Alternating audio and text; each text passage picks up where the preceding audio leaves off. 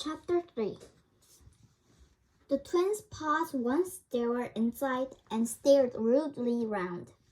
"Well," Diamond said in her cautious voice, "so this is a witch's house. Just fancy." Gorilla tossed her head. "I just don't know what Mommy would say if she saw us here." Instead of being cross, Witch Windlespin gave the horrible twins a beautiful smile. "I knew your great-grandmother, my dears, Queen Ethelberta.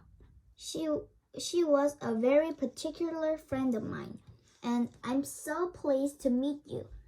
Do sit down." Gorilla and Diamond didn't know what to do. They made a noise like a balloon losing its air and sat down with a flump. I caught Alice's eyes, and I knew she wasn't trying to laugh. The rest of our ears followed the twins in through the room and in through the door, and then Fairy Angora appeared looking hot and bothered. "I'm so sorry," she said. "I left Lady Albina's list in the coach and I had to run and fetch them. She'd be so angry if I forgot them." Witch Windlespin waved Fairy Angora to a comfortable armchair. As she sat down to mark the register, the little black kitten jumped on her lap and stared, purring loudly. "Just rest, darling Angora," Witch Windlespin said. "I'm going to show the princesses how I make a delicious potion for soothing away anxious fear. Now who shall I have to help me?" She seems to be looking at Daisy, and I know Daisy would be really nervous if she was chosen. So I quickly put up my hand. "Thank you, Princess Katie. Please come and join me."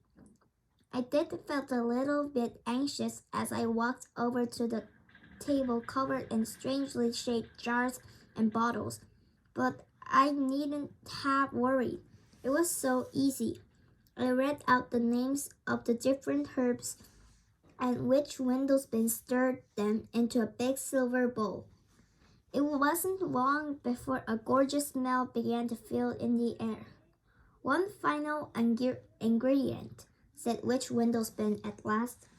I read, "Essence of purple of the purest pine." And when Windlespin poured a beaker of gold liquid into the bowl with a flourish, at once a burst of tiny stars flew out with a fizz. "There!" Witch Windlespin poured the potion into a crystal bottle and held it up so we could see how wonderfully clear and sparkly it was. "Perfect! And now, just for fun, why don't some of you try, so you can see just how simple these potions are? Katie, let's see what you can do. Charlotte and Sophia can try as well, with Diamond, Emily, Daisy, and Alice. Oh, and Gorilla." My friends got up and came to join me by Witch Windlespin's table. For a wonderful moment, I thought Diamond and Gorilla weren't going to come, but the broom whisked behind them and gently pushed them forward. "Fancy making us a potion, Gorilla," Diamond said in her loudest voice. "It looks exactly the same as cooking to me," Gorilla simpered. "And Mommy always asks us to tell the cooks what to do, doesn't she, Diamond?"